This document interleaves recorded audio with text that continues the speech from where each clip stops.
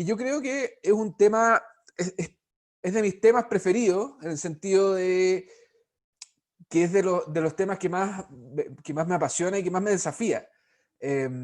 Si bien es muy frecuente enfrentarse a un paciente con compromiso de conciencia en el servicio de urgencia, es un tema que en el pregrado no se ve de manera tan clara, ¿ya? O al menos yo salí de mi pregrado con una idea de lo que había que hacer, pero rápidamente te das cuenta en la práctica clínica de que la cosa no es tan fácil y que es más complejo de lo que uno pensaría, ¿ya? Entonces, compromiso de conciencia, ¿cómo evitamos caer en la trampa? Esta probablemente debe ser la 28ª clase de compromiso de conciencia que doy en distintos auditorios, con distinta gente, y por un poco busco este tema porque me gusta mucho, ¿ya? Me entretiene. Así que espero que les guste, espero que les sea de utilidad. ¿Qué es lo que quiero que se lleven para la casa? Y son 3 puntos básicos. Primero, que el especialista en manejar el compromiso de conciencia es el médico de urgencia. Segundo, tenemos que enfrentar a todos los pacientes comprometidos de conciencia con la misma estructura, buscando activamente identificar y tratar patología a tiempo dependiente. Y por último, vamos a dedicar algunas palabras al alcohol, ¿ya? Esas son las 3 cosas que quiero que se lleven para la casa. Entonces, todos, si no les ha tocado todavía, y probablemente la mayoría, no sé si la mayoría son internos o ya están estudiando o ya están practicando medicina, pero estas palabras, en verdad es como escuchar a Jigsaw que te dice, si te acuerdas del paciente del otro día, porque lo que sigue nunca es bueno, ¿ya? Y una de las primeras veces que me tocó como médico escuchar esto, fue porque bajó un médico internista que me dice, oye, ¿te acordás del paciente que ingresaste el otro día? Estaba francamente molesto él. Yo le digo, sí, me acuerdo, perfecto. Oye, pero tenía una meningitis tuberculosa, ¿cómo se te pasó? La verdad es que en el momento me sentí bastante mal, porque nunca es bueno que se te pasen cosas, pero después pensándolo, ¿es una meningitis tuberculosa? ¿Qué tan frecuente es una meningitis tuberculosa? O sea, ¿estará bien que se me pase? ¿Estará mal? ¿Habré cometido algún error realmente? Y la verdad es que cuando nos metemos a tratar de entender el compromiso de conciencia, nos damos cuenta de que hay un montón de especialidades que de una u otra manera les tocan enfrentar pacientes y manejar pacientes comprometidos de conciencia. Dependiendo con quién hablen, pueden ser neurólogos, endocrinólogos, los gastroenterólogos y un largo etcétera, donde se enfrentan a pacientes comprometidos de conciencia, pero habitualmente enmarcado dentro de ciertos límites. ¿Ya? Me explico. El neurólogo que ve al paciente comprometido de conciencia habitualmente es convulsión, accidente cerebrovascular, podría ser convulsivo, un estatus epiléptico no convulsivo, TEC, meningitis, etc. Pero claro, uno pone de repente una hipernatremia o la misma hipoglicemia no está tan metida dentro del manejo de ese especialista en los pacientes, como causa y como tratamiento. Lo mismo con un internista, uno le puede pasar, o sea, si es un TEC, queda un poco fuera. Entonces, somos nosotros los que estamos ahí en ese reanimador, eh, esperando que vengan los pacientes, los que en realidad no viene el paciente con ningún cartel, ¿ya? Sino que llegan y habitualmente, como es compromiso de conciencia, nos tiran un paciente dentro del reanimador o en el lugar de atención que sea y los felicito porque están enfrentando a su paciente con compromiso de conciencia. Y no tenemos mucha más aviso ni preparación. Entonces, somos los únicos que nos toca evaluar los pacientes sin aviso, pacientes completa y absolutamente indiferenciados, que puede ser desde un trauma hasta un paciente con hipoglicemia. O sea, lo que a ustedes se les ocurra, les va a llegar al servicio de urgencia y va a llegar comprometido de conciencia. Como llegan comprometidos de conciencia, una de las cosas que aprendimos en el pregrado es que necesitamos confiar mucho en la historia clínica. Y cómo, disculpen las palabras, a veces se me salen algunos, pero ¿cómo cresta voy a confiar en una historia clínica en un paciente que está comprometido de conciencia? O sea, no aporta historia, no me da historia. Entonces quedamos de inmediato y de entrada un poco cojo con respecto a lo que hacemos siempre. Lo mismo, si no da historia, malamente va a poder aportar cuál es el basal de ese paciente. Tenemos un montón de pacientes que son postrados, que tienen algún tipo de demencia, algún tipo de deterioro orgánico, cognitivo, pacientes con necesidades especiales, y muchas veces estos pacientes se enferman también y llegan al servicio de urgencia y no tenemos la más mínima idea de cuál es el basal de ese paciente. Por lo tanto, es bastante complejo. Otra historia que me pasó a mí particularmente, y creo que es bueno contarla porque en la medida que uno cuenta, a todos nos gusta contar cuando nos va bien y cuando somos cracks y somos capos y está bien, si hay que compartirlo también. Pero cuesta, por Dios que cuesta compartir cuando las cosas no andan bien. ¿Ya? Este era un paciente que me tocó atender en el Soto del Río, estaba evidentemente amarillo, antecedentes de daño hepático crónico, con alcohol activo, y la historia era que venía porque había tenido un episodio de matemesis. Estaba en el pasillo, eh, presenta en el pasillo un nuevo episodio de matemesis, abundante, vomitó por lo menos 1 litro, y luego de hacer esto se compromete de conciencia. Entonces, claro, doctor Pineda, especialista, egresado hace poquito, ahí atrás el doctor Krieper, que éramos compañeros, decidimos ingresar al paciente rápidamente al reanimador. Porque daño hepático crónico, hemorragia digestiva alta, esto es fácil, pues, o sea, para esto me preparé, yo sé hacer esto. Entonces intubamos al paciente, seguía sangrando, son de Senstaken, paciente mal perfundido. Entonces el enfrentamiento fue, claro, está comprometido de conciencia porque tiene un choque hemorrágico y no hay mucha más vuelta que darle.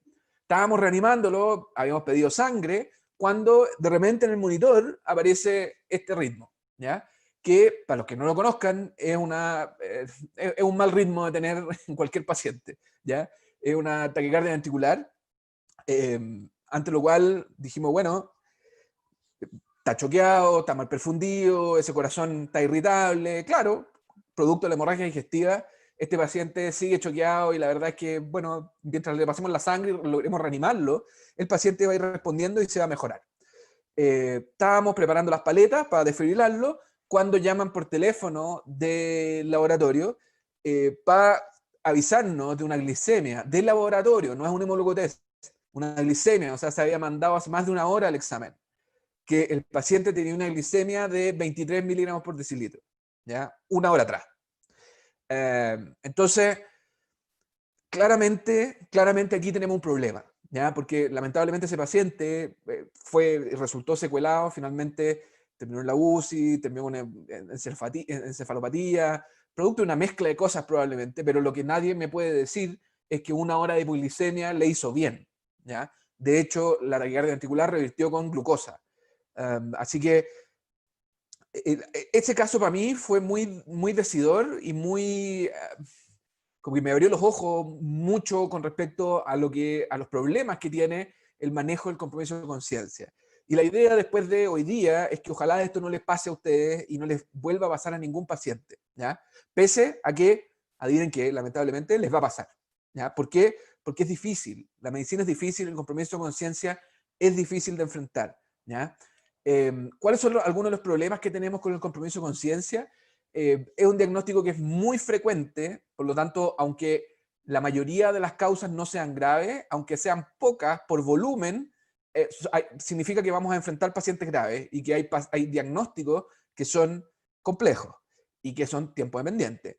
Tiene un diagnóstico diferencial extremadamente amplio. Si ustedes agarran el Harrison, por ejemplo, o el Tintinali de medicina de urgencia, o el Rosen de medicina de urgencia, eh, capítulo por capítulo van a encontrarse que esa enfermedad en particular que están revisando se puede presentar como compromiso de conciencia. Entonces, el diagnóstico diferencial es extremadamente amplio y la morbimortalidad asociada a este diagnóstico diferencial también es muy amplio. Hay patologías que tienen muy poca morbimortalidad y hay patologías que tienen altísima morbimortalidad, sobre todo cuando yo le agrego el factor tiempo. ¿Ya? Una hipoglicemia que yo no corrijo tiene una mortalidad del 100%. Les repito, una hipoglicemia que yo no corrijo tiene una mortalidad de un 100% en poco tiempo. Por lo tanto, si yo no tengo incorporado el hemoglucotest como dentro de la evaluación primaria para el paciente con compromiso de conciencia, estoy poniendo en riesgo a mis pacientes y a mí mismo de que se me pase una hipoglicemia y que finalmente el paciente sea el que paga los platos rotos.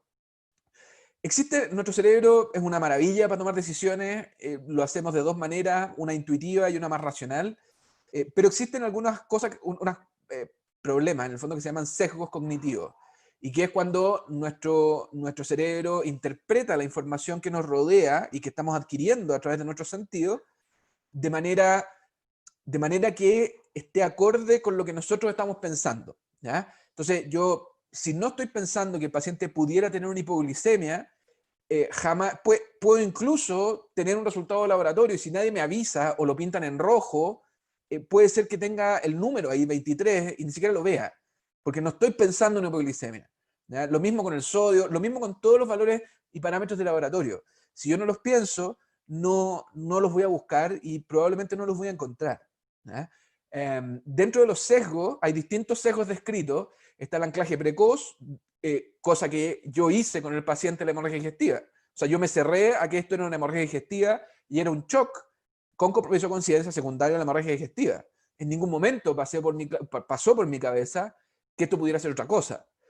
Cierre prematuro, ya es similar al anclaje precoz, pero yo me caso con una hipótesis diagnóstica y no salgo de ahí. El sesgo de confirmación es que mi cerebro selectivamente empieza a elegir aquellos datos de la historia que son concordantes con mi hipótesis diagnóstica y mi hipótesis de trabajo, ¿ya? Por lo tanto, si yo estoy pensando en que esto es un choque hemorrágico secundario a una hemorragia digestiva, entonces esa frecuencia cardíaca de 140 por minuto claramente es porque está sangrando. Pero ojo, que podría ser también porque está con 20 de glicemia. O sea, y eso es un poco también el error de atribución. Entonces, hay un montón de errores desde el punto de vista de la teoría de toma de decisiones, desde el punto de vista cognitivo, en los cuales nosotros nos caemos, y especialmente en la evaluación del compromiso de conciencia.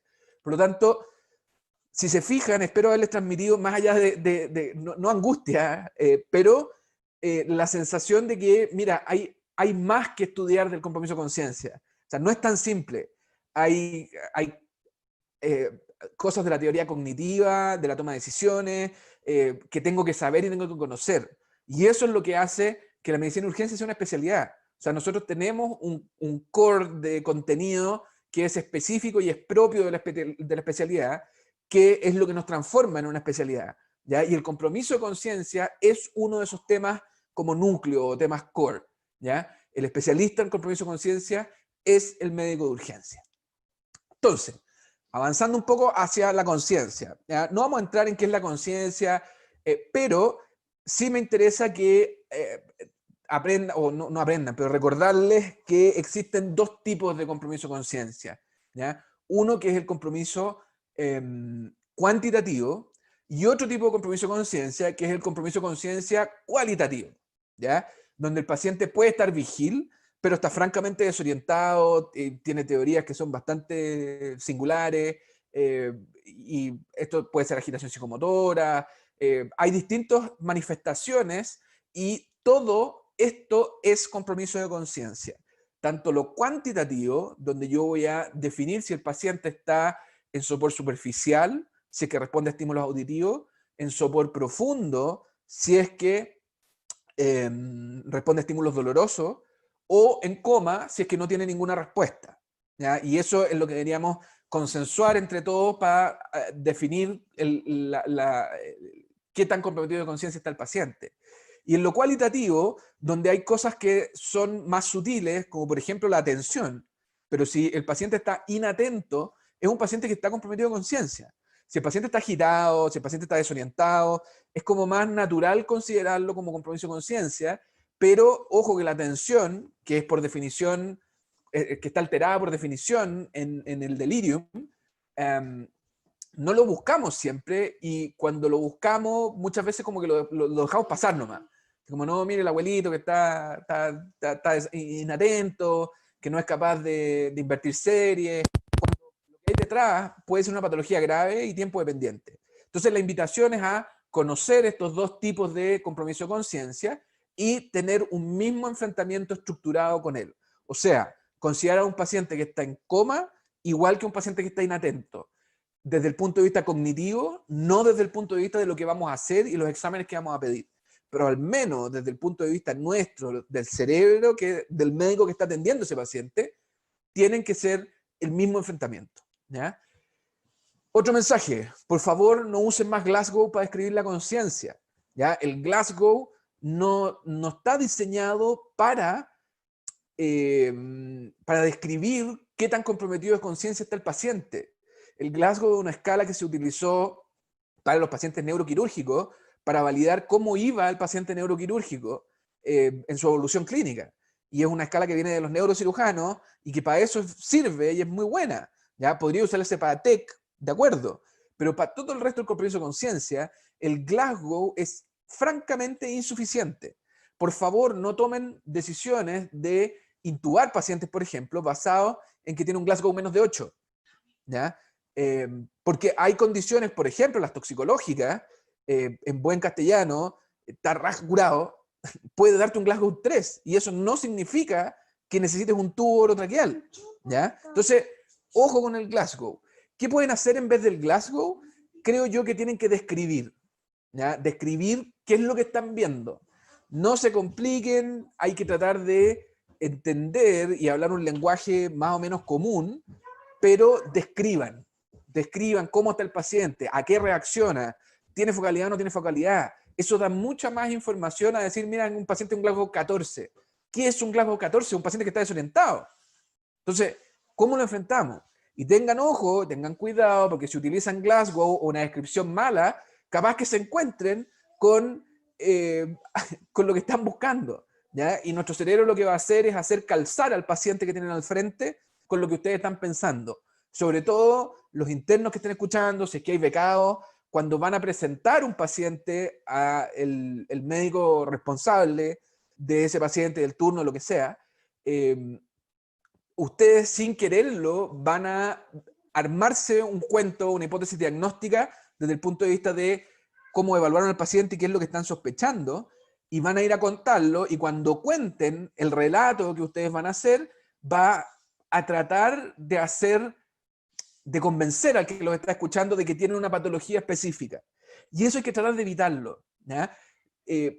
Para los que supervisan, un paciente con comprometido de conciencia es un paciente que tiene que ir a evaluarse sí o sí por el que está a cargo y el que es responsable de ese paciente. O sea, es un motivo de consulta que es complejo y que francamente necesita que el médico en el fondo esté ahí al lado y se haga una idea propia de lo que está pasando. ¿Ya? Si empezamos a tomar decisiones en lo que nos cuenta un tercero, por muy dedicado, muy bueno que sea, la probabilidad de cometer errores aumenta. ¿Ya? Por lo tanto, no es tan buena cosa. Desde el punto de vista del enfrentamiento, ok, tengo un paciente, ya hemos definido qué es la conciencia, definimos que hay un montón de problemas con el compromiso de conciencia. Entonces, ¿cómo nos enfrentamos al compromiso de conciencia? Y la verdad es que yo aprendí un enfrentamiento que me ha sido bastante útil, ¿ya? Y lo aprendí en el pregrado, o sea, no en el pregrado, sino que haciendo la especialidad. Entonces, tengo al paciente comprometido de conciencia. Mi primera pregunta es si esto está asociado a trauma o no está asociado a trauma. Un paciente comprometido de conciencia asociado a trauma, desde el punto de vista de lo que tengo que hacer, ya está, se acabó, ¿ya? Y lo que tengo que hacer es correr con ese paciente a un escáner. Estoy pensando en el neurocirujano, estoy pensando, ¿necesita proteger vía aérea o no proteger vía aérea? ¿Tengo el escáner a 1 kilómetro o en realidad tengo el escáner acá al lado? ¿Está utilizando anticoagulante? Porque si está utilizando anticoagulante, probablemente va a tener que revertirlo, ¿ya? Y antes, o sea, ese patrón de compromiso de conciencia y trauma debería traernos y gatillar todo este flujo, ¿ya? Si es no trauma, o sea, no se golpeó ni tiene signos de trauma, entonces vamos a ver si el paciente focaliza o no focaliza, ¿ya? Y por focalización necesitamos examinar al paciente, y estamos hablando de un examen neurológico acorde a la urgencia. Si focaliza, entonces necesito de nuevo un escáner, pero ya no necesito tanto el neurocirujano, estoy pensando en el neurólogo. Estamos en periodo, o sea, ya hace un tiempo ya que el stroke, o sea, el accidente cerebrovascular, tiene un tratamiento, nos guste o no nos guste, estemos de acuerdo o no estemos de acuerdo. Los trombolíticos están instalados como el tratamiento para el accidente vascular. Por lo tanto, si tengo un paciente con compresión de conciencia que focaliza, las preguntas tienen que ir relacionadas con esto. O sea, ¿tiene efectivamente un accidente cerebrovascular o no tiene un accidente cerebrovascular? es isquémico o es hemorrágico, está en periodo de ventana, tiene indicación o tiene contraindicación de trombolítico, hay algún mímic que tengo que descartar antes de que le pongamos trombolítico, etc. Entonces, trauma, no trauma, si es no trauma, focaliza, no focaliza. Si no focaliza, se abre un abanico bastante amplio, ¿ya? Donde está lo metabólico, lo tóxico, lo infeccioso, lo eléctrico, lo neoplásico y un gran otros, que es el comodín, que como ven ahí tiene tiroides, heat stroke, el embarazo, el shock en sí puede dar compromiso de conciencia, etcétera, un montón de diagnósticos. Entonces, este enfrentamiento es el enfrentamiento básico, ¿ya? Esta es como la hoja de ruta. Y que créanme que en la medida que vayan evaluando pacientes comprometidos de conciencia y vayan haciendo este ejercicio, después ya no se las, o sea, cuál puta, infeccioso, y después venía, ¿qué venía? O sea, empieza a salir solo, así, en la medida que lo vayan utilizando. Este enfrentamiento es muy bueno, pero, siempre hay un pero, tiene algunos problemas. Y esos problemas están ahí encerrados en un círculo. ¿Ya? Yo no puedo sentarme a discernir si este paciente tiene trauma, no tiene trauma, si pudiera ser una hiponatremia, y me siento con una pipa a tratar de definir qué es lo que tiene el paciente, cuando se me está pasando una hipoglicemia, o cuando el compromiso es por hipoxia, o cuando tengo una intoxicación por tricíclicos grave, con un QRS de 0,4 de ancho, y el paciente está con una intoxicación grave por tricíclico. No tengo ese tiempo. Por lo tanto, algo hay que agregarle a este enfrentamiento para que no sea útil en el servicio de urgencia. Y ese algo maravilloso se llama evaluación primaria, ¿ya? Todo paciente con compromiso de conciencia debe recibir una evaluación primaria estructurada dentro de los primeros minutos en los que ustedes conocen al paciente. ¿Qué crees que significa una evaluación primaria? La evaluación primaria tiene dos componentes. Tiene un componente que es subjetivo y un componente que es objetivo, ¿ya? El componente objetivo lo podemos poner con las letras A, B, C, U, D, E, pero es, yo diría que casi igual de importante que el subjetivo. ¿Por qué no podemos depender del subjetivo? Y el subjetivo es básicamente cómo se ve el paciente, qué es lo que están viendo, ¿ya? Y si hacemos el ejercicio aquí, ¿qué es lo que están viendo? Probablemente están viendo un paciente que está comprometido de conciencia, tiene sangre evidentemente en el suelo. Ahora, uno diría que este paciente tiene una fístula que está sangrando, pudiera ser, pero no parece. Si uno tiene algún grado de entrenamiento, en el fondo ya ha visto pacientes, probablemente se va a ir al lado del daño hepático crónico, le empieza a mirar la guatita, mira, está distendido, con hartas ganas uno podría verle un poquito de parodia, pero no, seguro que este hombre toma. Esa sangre que tiene coágulos, como que no... Es raro de explicar, pero como que nuestro cerebro no pone en duda de dónde viene esa sangre. Como que uno mira este escenario y dice, este es un sangrado digestivo y este probablemente un paciente con daño hepático crónico, y si estamos en lo correcto, muy bien, pero podemos equivocarnos. Entonces la evaluación primaria está precisamente para tratar de que nos equivoquemos lo menos posible. Y esta A, B, C, U, D, E, la A es vía aérea, si está permeable o no está permeable, la B es ventilación, y la pregunta a contestarse es qué trabajo ventilatorio está haciendo el paciente, a qué costo tienen los números que tiene, ¿ya? Cuánto le está costando saturar lo que está saturando, y ahí tengo que registrar frecuencia respiratoria, saturación, ver si es simétrico o no es simétrico. En la C voy a mirar la perfusión, ¿ya? Más allá de la presión arterial y la frecuencia cardíaca, voy a mirar además la perfusión, ¿ya? Está frío, está caliente el paciente, está frío distal, tiene buen llene capilar o no tiene, etc. En la U voy a hacer ultrasonido, que en compromiso de conciencia puede que no sea tan relevante, salvo que sea secundario un shock, donde sí es muy relevante. En la D voy a hacer la parte neurológica, a ver a grandes rasgos si tiene alguna focalidad o no. Y en la E es interesante porque estamos acostumbrados a la exposición de trauma, pero en la E empezamos a buscar todas estas cosas que nuestro cerebro como que nos enciende algunas alarmas, ¿ya? Si es un paciente con daño hepático crónico, entonces yo voy a mirarle las parodias, ¿ya? Para ver si tiene hipertrofia o no tiene hipertrofia, para ver si tiene circulación colateral o no. Ese tipo de cosas las voy a ir a buscar dirigidamente en este punto, ¿ya? Como para ver si efectivamente este paciente tiene algo más objetivo de que es un daño hepático crónico, o en realidad está hinchado nomás y lo agarramos en un mal momento y jamás ha tomado un copete en su vida, y está sangrando por una úlcera. ¿ya? Y hay que tener en cuenta, además, de que aunque sea daño hepático crónico, aunque sea OH activo, sigue siendo más frecuente que sangre por una úlcera y no por una varices esofágica, ¿ya? Entonces, es muy, es muy entretenido, es muy interesante. Subjetivo y objetivo.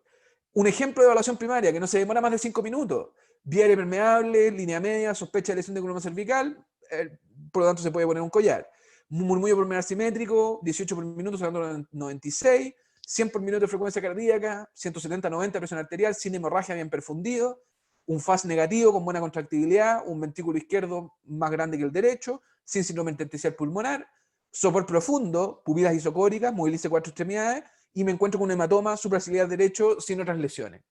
Entonces, si soy ordenado, en menos de 5 minutos lo asocio a mi evaluación inicial, y tengo un paciente que está comprometido de conciencia y que tiene un trauma. Por lo tanto, yo debería ir con este paciente, debería estar pensando en llevarlo rápido a escáner. Ahora, ¿puedo salir corriendo con él? No todavía, no todavía. ¿Por qué? Porque no está completa la evaluación primaria. Y para eso hay que entender qué es lo que necesitamos para estar despiertos. Y lo que necesitamos para estar despiertos es bastante, pero no es tanto. ¿Ya? ¿Qué significa esto? Yo para tener un cerebro que funcione bien, necesito algunas cosas. Lo primero que necesito es perfusión, presión de perfusión cerebral. ¿Ya? Para los que sean estudiantes, para los que sean internos, esta fórmula, por favor, imprímansela en alguna parte porque les va a ayudar un montón, un montón. De aquí se pueden derivar un montón de cosas que hacemos y les va a ayudar a responder un montón de preguntas que sus docentes, sus tutores les hagan. Que la presión de perfusión cerebral es la PAM, o sea, la presión arterial media, menos la presión intracraneana. Si yo entiendo esto, entiendo por qué tener una PIC alta es malo. Porque si yo mantengo la PAM y subo la PIC, esta diferencia disminuye, por lo tanto el cerebro se hipoperfunde y me comprometo a conciencia. Por eso uno puede entender que un accidente cerebrovascular hemorrágico, uno preferiría mantenerlo y que esté hipertenso a compresiones normales o hipotenso. Aquí entendemos por qué uno de los factores principales de mortalidad, que define mortalidad en un paciente con un TEC, es la hipotensión. Un episodio de hipotensión registrada aumenta la mortalidad como 5 o 6 veces en el paciente con TEC. ¿Por qué? Porque nos quedamos sin perfusión del cerebro. ¿Qué más necesito? Necesito corteza y necesito formación reticular. Y necesito que por esa sangre que está perfundiendo el cerebro haya glucosa, oxígeno y que alguien transporte el oxígeno. ¿Sí? Entonces, teniendo eso en mente, en todo paciente comprometido de conciencia, yo necesito saber el azúcar. Necesito saber el azúcar en un glucotest. Necesito un electro. ¿Por qué? Porque si tengo una arritmia que genera una caída del volumen latido, entonces voy a hipoperfundir y ese cerebro se hipoperfunde. El electro nos puede ayudar además a otros diagnósticos, como una hipercalemia, que si bien la hipercalemia no causa compromiso de conciencia por sí sola, una hipercalemia severa va a producir una alteración de la contractibilidad del miocardio, por lo tanto, baja el volumen latido y el paciente se puede comprometer de conciencia. Nos ayuda con algunos tóxicos específicos, como los tricíclicos o los bloqueadores de canales de sodio. ¿Ya? Tiene algunas alteraciones que me pueden hacer sospechar que el paciente que tengo comprometido de conciencia al frente es porque se tomó, no sé, 20 tiras de amitriptilina. Unos gases con un láctico, una temperatura. Por favor, no es lo mismo tener un compromiso de conciencia con temperatura normal que con 38, que con 34. ¿Ya? Cuando la temperatura es para abajo, y a mí me preocupa porque, no sé, es invierno, porque es un paciente que dormía en la calle y lo trajeron y está hipotérmico, porque lo rescataron de una montaña, lo que sea, necesito temperatura central. ¿Ya? Si es para el otro lado, si la temperatura está normal o alta, basta con la temperatura periférica. Pero un paciente comprometido de conciencia con 38 de fiebre es francamente distinto y el enfrentamiento es completamente diferente. ¿Ya? El hematocrito les gusta a los gringos agregarlo el point of care y está como en todas las preguntas de las pruebas. En realidad yo lo entiendo más por el lado del transporte. ¿Ya? Y si tengo un paciente comprometido de conciencia, me gustaría saber más temprano que tarde que tiene un hematocrito en 15 versus si tiene un hematocrito normal. ¿Ya? Pero de aquí, por favor, hemoglucotest, electro, gases lácticos, temperatura. en todo paciente que venga comprometido de conciencia. Lo único que tienes de laboratorio son los gases venosos y el láctico, el resto son, nada, hemoglucotés, electro, temperatura, ¿ya? Así que todo paciente comprometido de conciencia. ¿Y ahora qué hacemos? ¿Cómo seguimos? Entonces, la respuesta ante una evaluación primaria alterada es tomar acciones.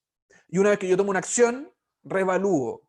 ¿Por qué? Porque es una acción específica para obtener un resultado específico. Si el paciente está hipoglicémico y yo le repongo azúcar, lo que voy a buscar y espero que pase es que ese paciente recupere la conciencia. Si no recupera conciencia, hay dos opciones. Si es que le aporto la cantidad de azúcar que corresponde, que son 24 gramos de hidrato de carbono, que son 4 ampollas de glucosa al 30. Ya, son 80 cc de glucosa al 30. Con eso yo me aseguro, sí o sí, que por la dosis que le estoy dando, ese paciente debería recuperar conciencia. Si no recupera conciencia después de darlo, entonces tengo dos opciones. O tiene, además de una hipoglicemia, otra cosa, entonces tengo que seguir buscando. Y la otra opción, que nunca se nos ocurre, siempre le pregunto a los becados, no se les ocurre, es que tengo una vía venosa que está fuera y que no le llegó al paciente el aporte de glucosa que estoy... Entonces voy a revisar la vía. Si la vía está dentro y me quedo tranquilo, entonces perfecto. Tiene otra cosa que tengo que seguir buscando. Entonces volvemos a este ciclo de acción y reevaluación, ¿ya? Que es un ciclo que se va a repetir y debería repetirse durante toda su estadía en un servicio de urgencia. ¿Ya? Hacer para volver o sea, hacer para evaluar qué resultado tienen nuestras acciones. ¿Y qué acciones podemos tomar o qué acciones deberíamos tomar? Y la respuesta es depende. ¿Por qué? Porque necesitamos vías venosas, oxígeno, un monitor, eso es como lo básico, y el resto va a depender. Podría ser suero, si es que yo considero que el paciente está francamente mal perfundido, necesita una carga de volumen. La respuesta puede ser, mira, sabéis que está tan comprometido de conciencia que no tiene reflejos de protección de vía aérea, por lo tanto hay que intubar a este paciente. Y pudiera ser, ¿ya? O este paciente sabéis que está agitado, está sudoroso, en realidad, mira, lo que tiene es un cólico renal y que se volvió medio loquillo por el dolor. Entonces, bueno, tratemos el dolor y veamos qué pasa.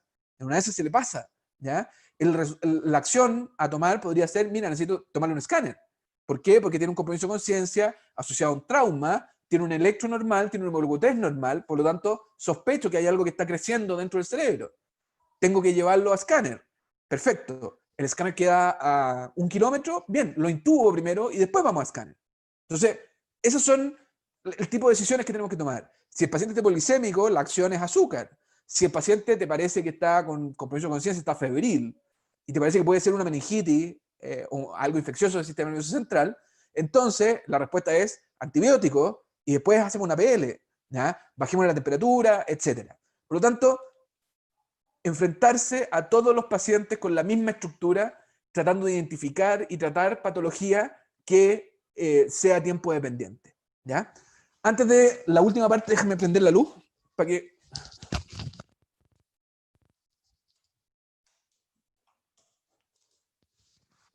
Ahí. Bien, entonces, el último mensaje que les quiero dejar es el alcohol. El alcohol es un tema tremendamente complejo, tremendamente complejo en el servicio de urgencia. Y se van ustedes a enfrentar, la mayoría de los que están acá probablemente van a pasar en algún momento por un servicio de urgencia y o se enfrentan a diario a pacientes con problema de conciencia. Y, o sea, tienen práctica clínica en el servicio de urgencia. Se van a ver enfrentados al alcohol en sus distintas caras, ¿ya? En la cara como media chistosa, buena onda, como asociado a trauma, por ejemplo, donde ya deja de ser tan chistoso y deja de ser tan buena onda, cuando, por ejemplo, el que iba conduciendo en el fondo está ebrio y, no sé, pues, falleció él y los acompañantes. Entonces, créanme que se van a enfrentar. Antes de seguir con el alcohol, necesito compartirles el conflicto de interés. Espérame un segundo que se me...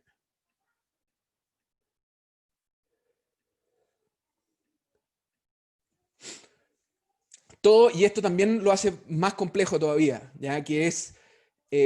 muchos de nosotros disfrutamos de vez en cuando de un copete, de un trago, y el problema es que la línea entre entre pasarlo bien y la buena onda, a veces es francamente delgada, ¿ya? Y uno, sin quererlo, porque estas cosas nunca se planifican, puede terminar siendo paciente en un servicio de urgencia producto de algún problema con el alcohol, ¿ya? Porque, nada, te caíste, te golpeaste, el que iba manejando estaba curado y chocaron y terminaron en un servicio de urgencia.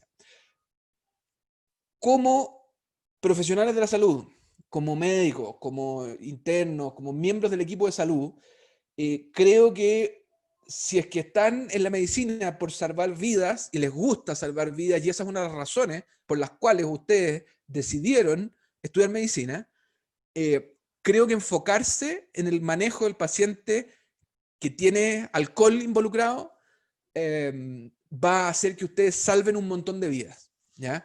Mucho más que saber poner un central, mucho más que saber intubar, que ojo, son cosas que necesitamos saber, pero esto lo vemos todos los días y una intervención a tiempo puede efectivamente salvar una vida, ¿ya? O al menos dejar de que se nos pasen diagnósticos porque alguien clásico viene y dice, no, pues está curado. Como, pero doctor, ¿para qué le toman el escáner si está curado nomás? ¿Ya? Mi jefe dice que Dios puso al paciente alcohólico en la tierra para recordar al médico de urgencia la humildad, ¿ya? Él está curado y cuando escuchen esa palabra, por favor, eh, créanme que la cosa no va a terminar bien, ¿ya? No va a terminar bien. Porque uno de los problemas que tenemos con el paciente y el alcohol es que nosotros vemos una foto del momento cuando el paciente ya fue al servicio de urgencia, ¿ya? Todos estos pacientes probablemente despertaron en un servicio de urgencia, estaban todos francamente intoxicados, y al día siguiente, nada, pues, si la lesión no fue tan grave, si nada, pues se acostó ahí, durmió, pasó la caña, y después alguien, el del medio se levantó y empieza a modelo del cuello un poco, y al día siguiente va a la urgencia y entra como cervicalgia, y más encima afuera lo retan porque dicen, no, pero esto es una urgencia, que usted usa mal la urgencia, le vamos a poner C5 para que espere 5 horas afuera. Y el weón va y se sienta afuera porque le duele. A mí también me dolía el cuello o la boca, imagínense una lesión de boca del paciente en la primera foto. No tenemos idea qué es lo que pasó con ese paciente. No sabemos el trauma que sufrió, la energía involucrada, probablemente ni siquiera él lo sabe, muchas veces. ¿Ya? Entonces, el güey que está arriba del teléfono despertó, dijo, nada, ¿qué hago? Estoy acá arriba de un teléfono, me voy a la urgencia. O sea, no, yo haría eso por lo menos. Trataría de irme a una urgencia donde alguien me ayude. ¿Por qué? Porque, bueno, desperté arriba de un teléfono. ¿Cómo terminé ahí? No tengo idea. Entonces hay que tener ojo, porque muchas veces estos pacientes nos generan mucho rechazo y enojo, ¿ya? De, puta, yo estoy aquí sacrificando mis sueños, sacrificando mi familia, estoy aquí 24/7 y viene este tal por cual a molestarme, ¿ya? Y a hinchar porque, puta, y más encima porque estaba curado, ¿ya? Entonces, cuando se sientan así, y ojo que se van a sentir así si es normal sentirse así, ¿ya? Todos nosotros somos humanos, todos nosotros tenemos sueños, todos nosotros nos da hambre, a la mayoría de nosotros nos gustaría estar durmiendo en nuestra casa en la noche y no de turno, ¿ya? Pero es algo que nosotros elegimos libremente, ¿ya? Y ustedes se pusieron en esa posición en la cual pueden ayudar a alguien. Entonces, y aparte, o sea, yo no pretendo en ningún caso entender cuál es la historia de vida que tiene cada uno de ustedes y cuál es la relación que tienen con el alcohol y con los pacientes alcohólicos, ¿ya? ¿Por qué no? Pues, un familiar alcohólico, un familiar abusivo, o sea, es imposible que no nos genere cosas el paciente que tiene un problema con el alcohol. Ahora, es normal tener prejuicios y eso hay que asumirlo, ¿ya? No se sientan ni peores, ni malas personas, todos ustedes son humanos, pero lo que no es normal y que no es aceptable es que esos prejuicios nuestros, que son problemas nuestros, determinen conducta con los pacientes. O sea, que yo deje de hacerle un escáner porque es alcohólico, porque está curado, porque no lo merece, etcétera, porque no, que él se lo buscó y que no, y que si le hago esto, entonces se va a acostumbrar y va a venir para acá. Por favor, traten de eliminar todas esas eh, conductas que muchas veces van a ver, incluso en otros médicos que, pucha, llevan un montón de tiempo en los servicios de urgencia. Muchos de ellos están quemados, están con burnout, están agotados y nunca lo han hecho de manera distinta. Entonces, tampoco ven problema en esto. ¿Ya? A mí me tocó trabajar una vez con una doctora que le cerraba las puertas, o sea, no podía entrar un paciente al reanimador si ese paciente era alcohólico, o tenía antecedentes, o a ella se le ocurrió que tenía un antecedente, problemas con el alcohol. Entonces, eso es lo que no es aceptable. Que nuestros propios prejuicios, que son nuestros y de nadie más, tengan repercusión en las conductas que vamos a tomar nosotros, ¿ya? Y esto de la empatía, de sé cómo te sientes, esta empatía mal entendida, hay que tener ojo, porque me parece un poco arrogante decir, no, si yo sé lo que está pasando este hombre que tengo al frente. Cuando es un paciente que es alcohólico, que duerme en la calle, cuando a mí en mi vida me ha faltado techo para dormir. O sea, nunca me ha faltado un techo para pasar una noche. Gracias a Dios. Entonces, el decir, no, si yo entiendo, yo sé lo que está pasando, me parece que es bastante arrogante. Lo que sí es tener una empatía que es un poco distinta, ya que es una empatía cognitiva, ¿ya? Que es lo mismo que compasión. Y compasión significa nada más que reconocer al otro como un ser humano que necesita ayuda. Punto.